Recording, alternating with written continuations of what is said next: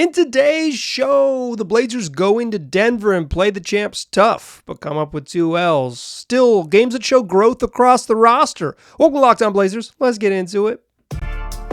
You are Locked On Trailblazers, your daily Portland Trailblazers podcast. Part of the Locked On Podcast Network, your team every day. What up, world? It's your past first point guard and Trailblazers reporter, Mike Richmond. You listen to another episode of Locked On Blazers, part of the Locked On Podcast Network, available wherever you get podcasts and also on YouTube. Thanks for making this show your first listen. Coming at you each and every weekday, Monday through Friday. Make it a part of your daily routine. Make it your first listen. Tell your friends to do the same. It's Locked On Blazers, your team every day. In today's show, we're going to recap 2 games against the Denver Nuggets. Blazers went to Denver for 2 over the weekend, Friday and Sunday. Came away with 2 losses, but I thought in the grand scheme of losing basketball games, these were pretty heartening losses that didn't make you come away pulling your hair out. I thought there was some obvious bright spots and some growth for the Blazers. We'll talk about that. Scoot was really good on Friday night, continuing a nice stretch for himself. Deandre Ayton was really good on Sunday night, putting together his best basketball of the season over the last 6 games and picking up after a lackluster Friday night performance. We'll talk about both of those 2 gentlemen, and then we'll talk about the growth across the roster and just kind of where we're at as we head into maybe the final game of this group as the Blazers don't play again until after the All-Star break, after the trade deadline, not the All-Star break. So let's do what we do. We're going to recap 2 games here. Let's start with Friday evening in Denver. The Blazers lose 120-108. They're down 20. They're down 13 after 1, 20-33. Denver led by as many as 15, but a monster second quarter got the Blazers back in this game. They outscored Denver 35-26 in that quarter. Scoot Henderson led the way with 16 points and 4 boards. He shot 4 of 5 from the floor, 2 of 3 from 3. Got to the free throw line for 6 free throws, made them all. The Blazers as a team were 12 of 18 in the second quarter and 4 of 7 from 3. Just a really hot, one of their best offensive quarters of the season, no doubt about it.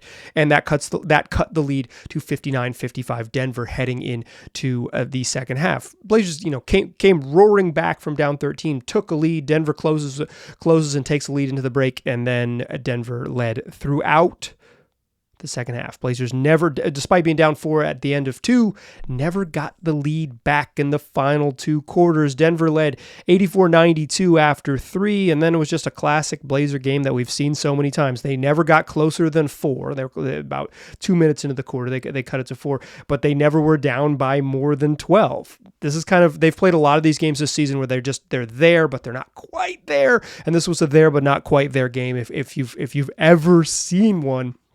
And that's absolutely what this was.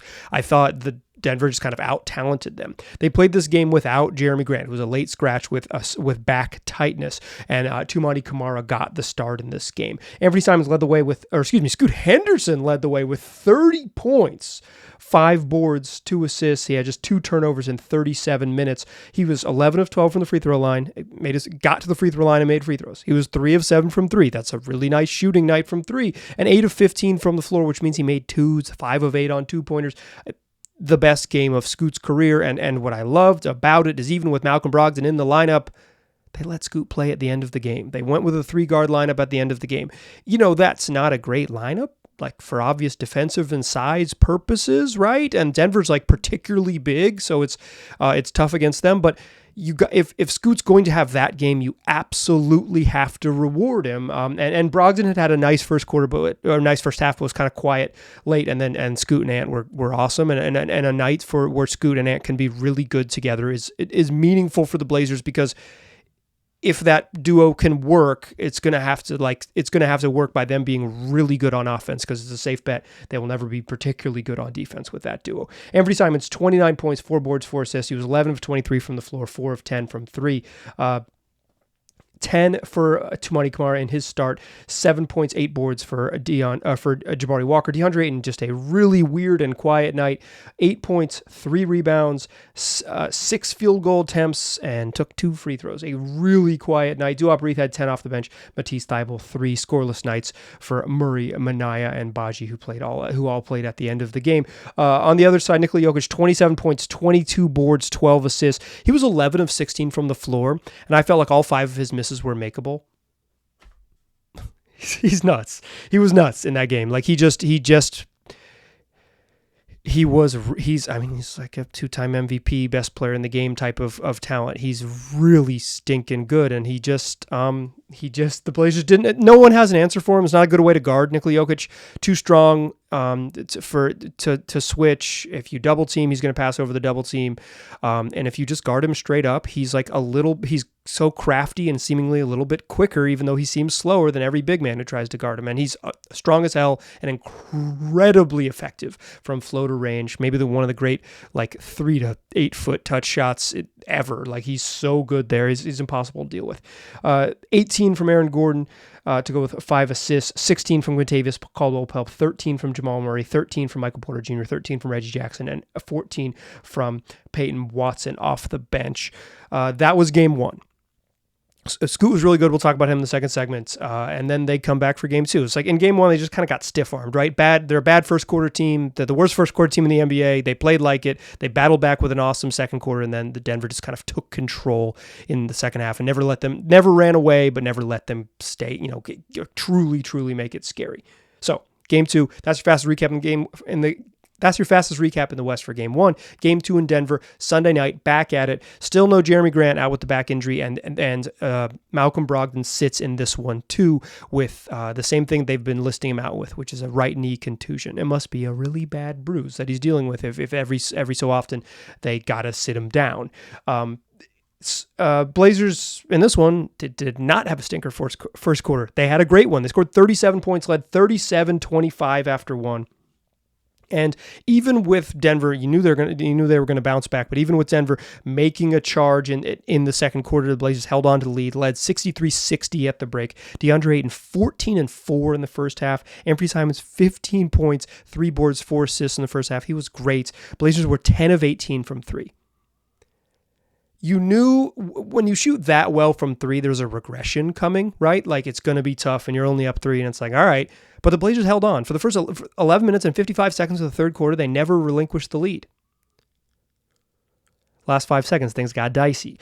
Nuggets closed the third quarter on an 11-0 run to take an 86-84 lead. Blazers played them tough, played really solid, really solid third quarter to stay in it. I missed this, but I'll jump back to it. In the first half, Scoot Henderson, 9 points, 7 assists, made 6 free throws.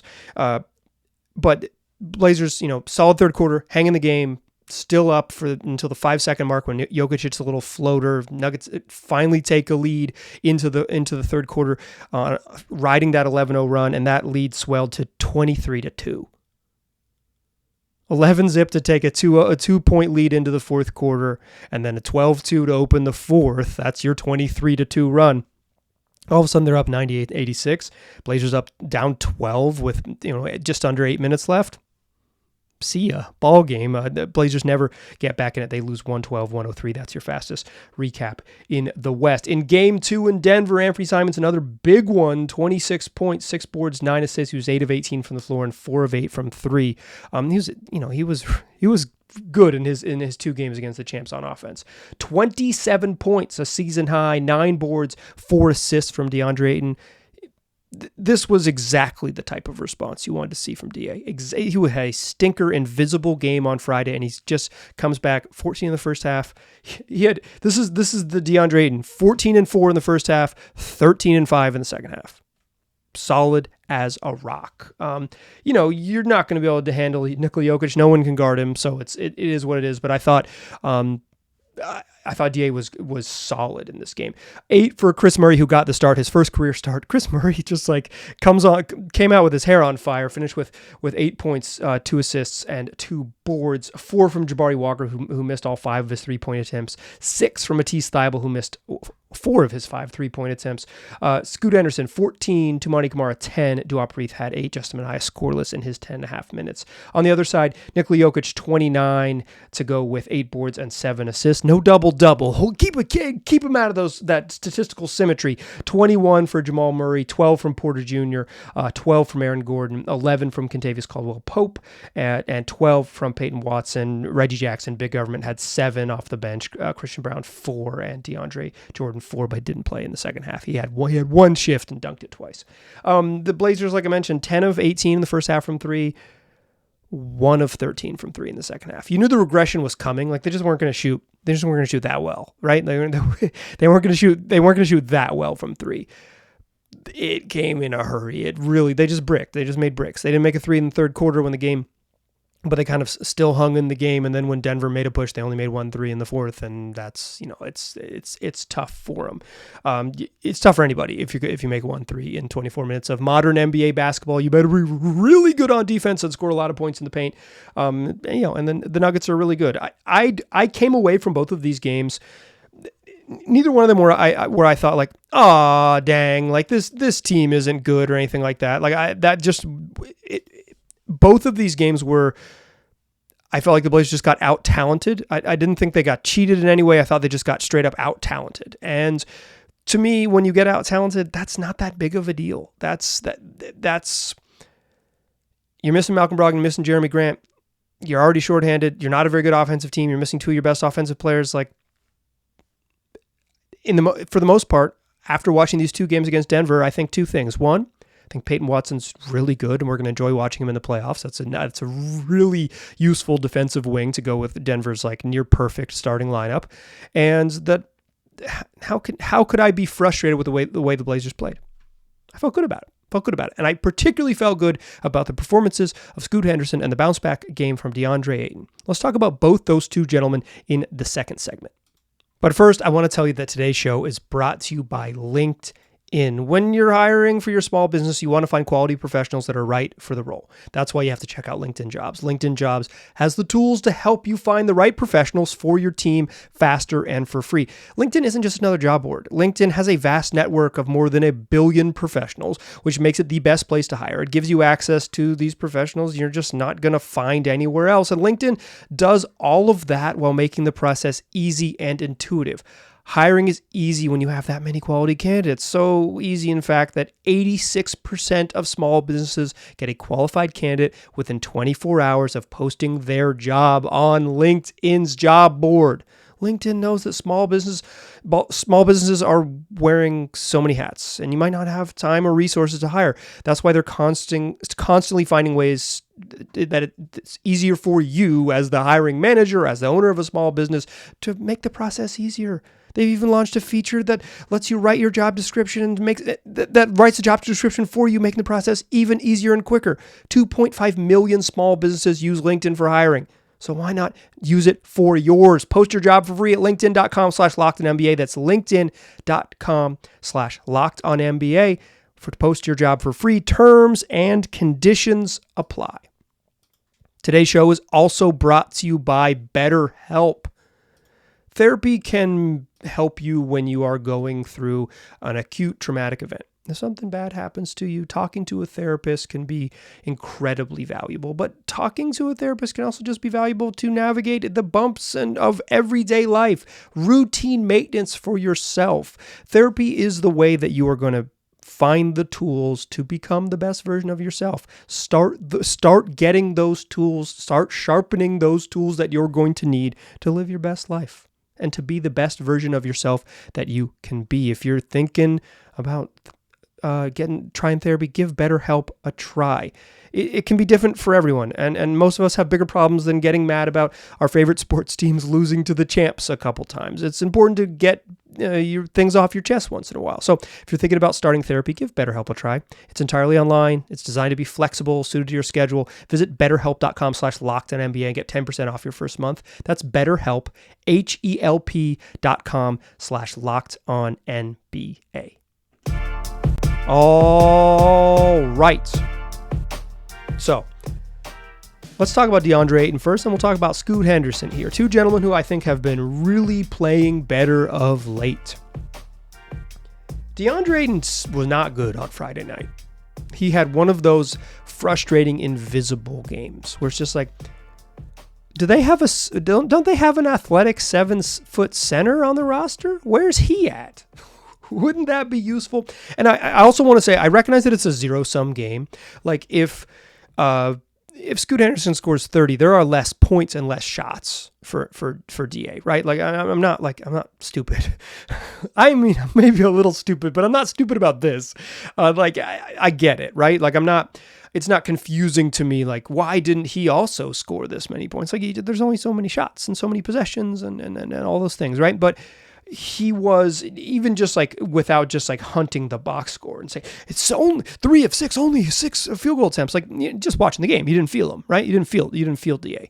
But even including that game, the last 6 games, he's been Deandre Ayton that we thought we would see all year long. Over the last 6 games, including Friday night stinker, 19.2 points, 8.8 boards on 63.5% shooting from the field. Hasn't missed a free throw during that stretch either. Doesn't take a ton of free throws, but hasn't missed a free throw during that stretch either. Has taken 8 free throws in that stretch. He has been good. He has been good. I have been frustrated with Deandre Ayton all year long, and I've been very clear about that here, but like when people play well, you should say they play well. He is playing well. And why I mentioned that Friday night stinker is because it's like Jokic has kind of tormented DA in the past. He has given the Suns and Deandre Ayton, while wearing a Suns jersey, the business. There was a run when the Suns made the finals in 2021 when Deandre Ayton guarded Jokic as well as anyone in the world. Probably the best anyone has guarded Nikola Jokic in 3 years or whatever it is, right? But then the following years, Jokic has kind of got him back a little bit. And Friday night was one of those nights where it's just like Jokic is the best player on the court. He's got 22 boards. He's dominating. He's getting to his spots. Like it's not all on Ayton by any means. And the Blazers were switching and trying some different things, and he wasn't guarding him straight up. But and Jokic dominating a matchup isn't that big of a deal. Like it's like a freaking MVP, best player in the game. Like it's not that big of a deal. But just watching the game, it's like DA's not in this one. He's just not in this one. It's just a night where he's not here, and hopefully he comes back. And he came back as loud as he has all year long on Sunday. Right away. Took 9 shots in the first quarter. Right away. Incredibly aggressive, incredibly assertive, rolled to the rim with purpose. There was a couple passes where he could have dunked, but he caught it and came down and scored. And it's whatever, nitpick if you need to. For me, I'm just going to say he played well, and he was consistent. It wasn't like he had this monster first quarter and then kind of went back into his shell. 14-4 in the first half, 13-5 in the second half. Consistent all night, competitive against Jokic. Like you're just not going to do anything. There were two plays where I thought he was not particularly notably uncompetitive against Jokic. One, a pump fake that Jokic gave him, and he put his hand up and then turned towards the rim, but Jokic hadn't shot the ball. He'd just given him a heavy pump fake, and DA was caught flat-footed, looking the wrong direction like a cartoon character. That's one play out of how many minutes did he play? One play out of 27 minutes. Sorry, I'm looking at the wrong box score. One play out of 38 minutes. I thought he was good. And then there was another one where a loose ball came back to Jokic. Kentavious Caldwell-Pope set a down screen on him, and Jokic caught a ball in the mid range, and DA just didn't really fight over the screen. Other than that, I thought he was competitive. I thought he was excellent, and he's just. Excellent might be too far. I thought he was competitive and just really darn solid, and he had a great scoring night, 27-9 on a night with no Malcolm Brogdon and no Jeremy Grant. You need DA to step up and be that, and he absolutely was. Respect. Like nothing but respect for my center. But he was good, and he's been good, and it's taken him a long time to get here. But over the last 6 games, 19-9 on 64% shooting. All of the other stuff that makes Deandre Ayton frustrating might still pop up and all of those things, right? But if he averages 19-9 and 64% shooting, a lot less of it. I'll say this. One thing I've noticed watching a million Deandre Ayton possessions this year is that he's a really good pairing with someone who gets double teamed. He doesn't set physical screens, but because he doesn't, he gets out quickly on slips. So when teams double team Anthony Simons, he's the only guy in the team that gets double teams with any consistency. When they double team Ant, DA slips out really quickly. And I think tonight he passed the ball really well. They even ran like a play at the top of the key for him where he got to make a read, and he had a really nice pass inside to Chris Murray and a nice pass to the opposite wing on another play to Anthony Simons, who hit a three. I think DA from last Monday, probably against the Sixers, probably threw the best pass I've seen him make all year when he caught it on the block and then whipped it one-handed opposite wing, like quickly in one motion. I think he's passed the ball better this week than he has all year, and that's the comfort of getting more pick and roll reps and getting there. He's gotten better. Respect to Deandre Ayton. He's just straight up played a lot better. I went a little long on DA. Let's talk about Scoot Henderson in the third segment, and we'll talk about some growth across the roster from some other folks as well. Before we do that, though, I want to tell you about FanDuel. America's number one sportsbook wants to wish you a very happy Super Bowl week. 1 week from today, we'll be watching the tail end of the Super Bowl. It'll probably be over, actually, based on when I'm recording this now. But we will have watched the Super Bowl. And if you are not someone who has wagered on sports in the past, the Super Bowl is the time to get involved. If you have someone who's wagered on sports in the past, the Super Bowl rocks, and you know it. But if you are a first-time user or a first-time FanDuel user even, and you've used whatever else, why not go to FanDuel.com/lockedon right now? You place a $5 bet this week, any $5 bet this week, they want to give you $250 in bonus bets to play with. And then you would have $250 in bonus bets to mess around with all Super Bowl long. Listen, the Super Bowl is fun because it's like a million little props. You can bet on who scores the first touchdown, anytime touchdown score, receiving yards. This guy's going to have more receptions than that guy. Like, every single little prop you're ever going to want, and all of America is watching it. So if you want to get involved, don't wait. Go to FanDuel.com/lockedon, place your $5 bet, get your $250 and bonus bets to play with. It's FanDuel, America's number one sportsbook, and FanDuel, an official partner of the NFL. Still a pass first point guard. I'm still Mike Richmond, and you are still listening to Locked On Blazers. Scoot Henderson is starting to figure it out. He's starting to figure it out. He's had a stretch where he's just been really good. He's been really good. He was really good against Philly. He was really, really good in the first half against Milwaukee, and he didn't try to do too much in the second half against Milwaukee, even though he went scoreless. Like, he wasn't out of control or like, hey, I'm going to score 30. He played the game that was right in front of him, which you got to respect someone who just like understands the assignments. Like okay, this isn't for me now. We gotta like play basketball. And then on Friday against Denver, 30 and 8 of 15 from the floor and gets to the free throw line. Scoot's pace has been really good. He always has been fast, but early in the year he used fast as his default, right? I'm faster than you. I'm going to show it. But everybody's fast in the league, and people are strong, and they can, and if they're gapping you and letting you shoot jumpers, and then you try to just like turbo past them, holding the turbo button down is not always going to work. His pace and his change of pace and his slow, fast, slow, that ability he's really improved there with his understanding of pace and understanding of when to turbo, understanding of like survey, see the crack, get into the defense. Like as soon as you see that little sliver of space, then you get to the rim. His finishing hasn't quite been there. Still not a great finisher. Well, I mentioned that he shot 5 of 8 from 2 against the Nuggets is because that's been a big difference. He finished well against Milwaukee too as well. Like that hasn't been there. He's gotten better. Like if you look at the sort of post-injury, return from injury, put on the goggles Scoot and nitpick a little bit, or cherry pick a little bit rather, excuse me, you could say like he shot it pretty well this year. But all of the games count. So like, he was outrageously bad shooting at the beginning of the season, so he's still not a particularly good shooter and gets treated like such. But recently he's shot so much better from 3, and the thing that's holding him back is that he can't make layups, right? Like that's the difference in him being an excellent basketball player and a really good one. or like I don't know what he is right now. But he's below that end of the spectrum. He's a player figuring it out. But the layup making, and I've been on this for like 6 weeks, the layup making is going to be the thing that changes his projection. If he can't make layups, it doesn't matter if he can't shoot.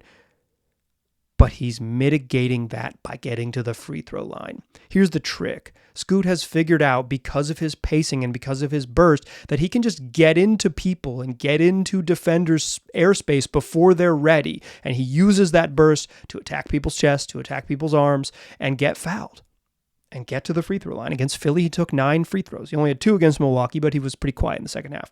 Then he had 12 against Denver on Friday night, and he had made 11 of them en route to 30 points. And he had 6 more in the first half against Denver on Sunday. And he's making his free throws. He's made 42 of his last 43 attempts, according to Blazers broadcast.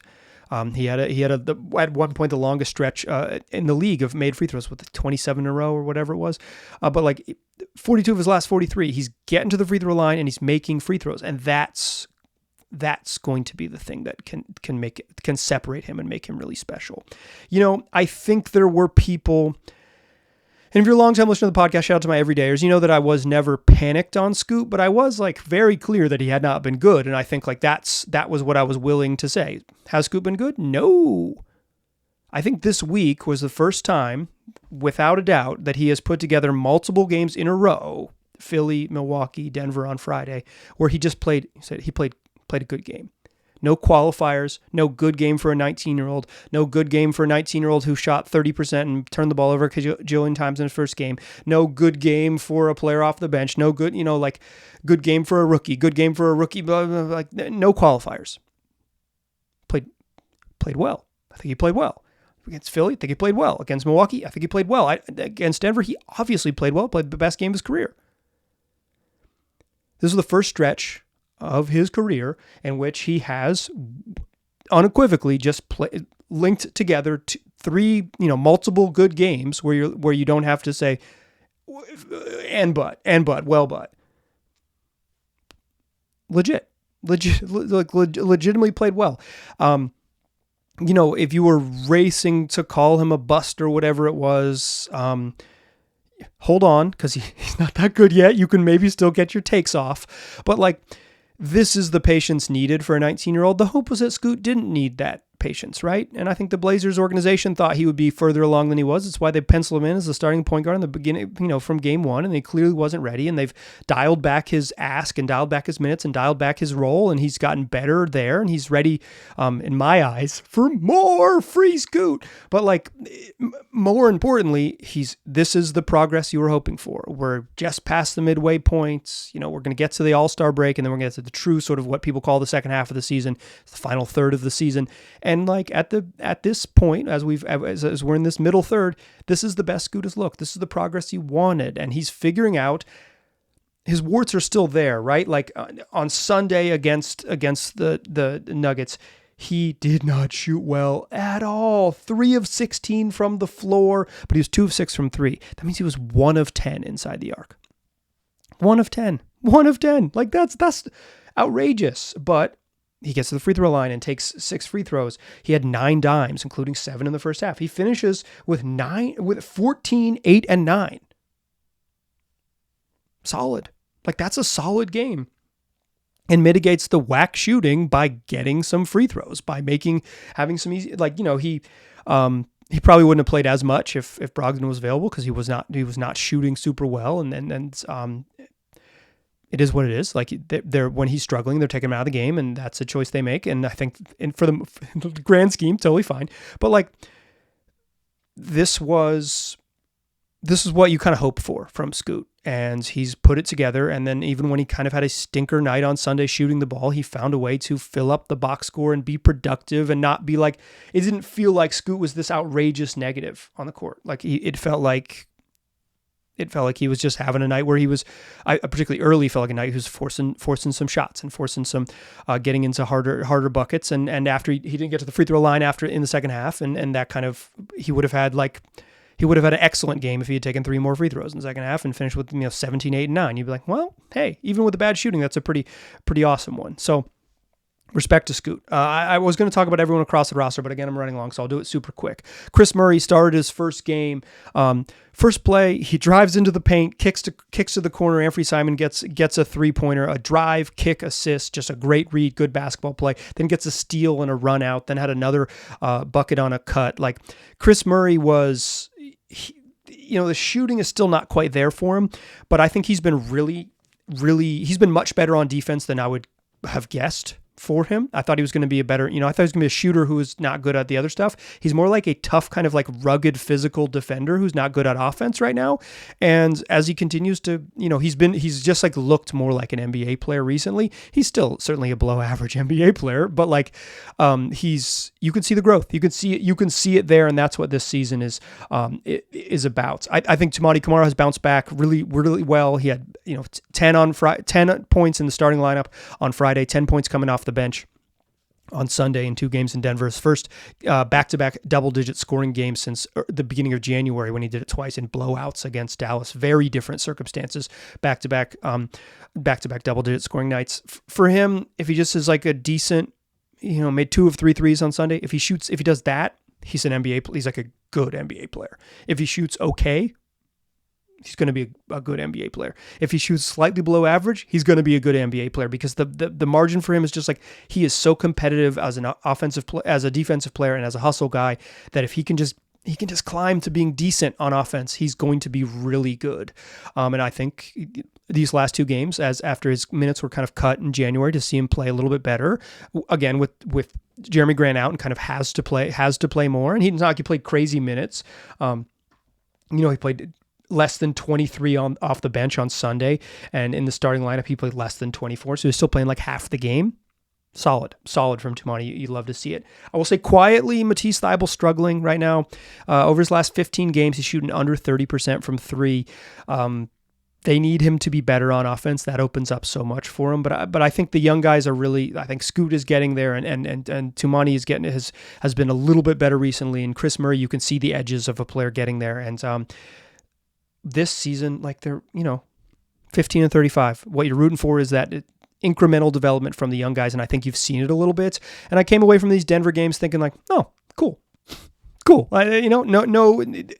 I was mostly thought like, yeah, they play pretty well. We saw more of the Anthony Simons and Scoot pairing by necessity in the Sunday's game, and I didn't think it was awful. And they played pretty well together in minutes on Friday's game too. So let's see more of it. Don't run from it. At least give us 4, 5, 6 minutes of it a night. And then we'll figure it out from there. Is this the last time we see this version of the Blazers roster? Maybe. They do not play again until Thursday evening. They got Monday, Tuesday, Wednesday off, and then Thursday evening they played the Pistons in Portland, and that is trade deadline day.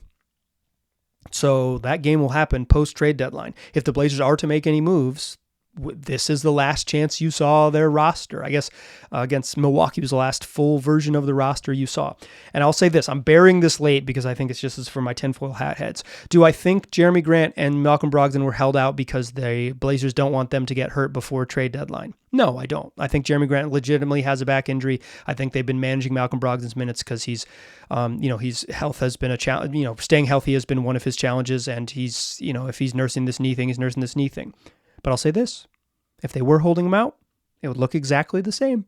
It would look exactly the same. This would be the exact thing that it would happen if they were holding them out because they were, not because they're going to be traded, but because they're in trade discussions and don't frickin' risk it. Just like get healthy and we don't play again until Thursday. I don't buy that conspiracy theory, but if that conspiracy theory were true, it would look exactly like it did Sunday night in Denver. Okay, so next time we see these gentlemen play, they might be a new team. They might be the exact same team. If they're the exact same team, I will lose my mind. A small amount of me losing my mind. But we'll see how it goes.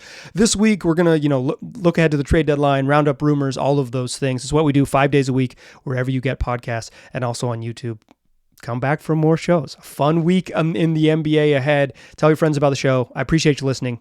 I'll talk to you soon.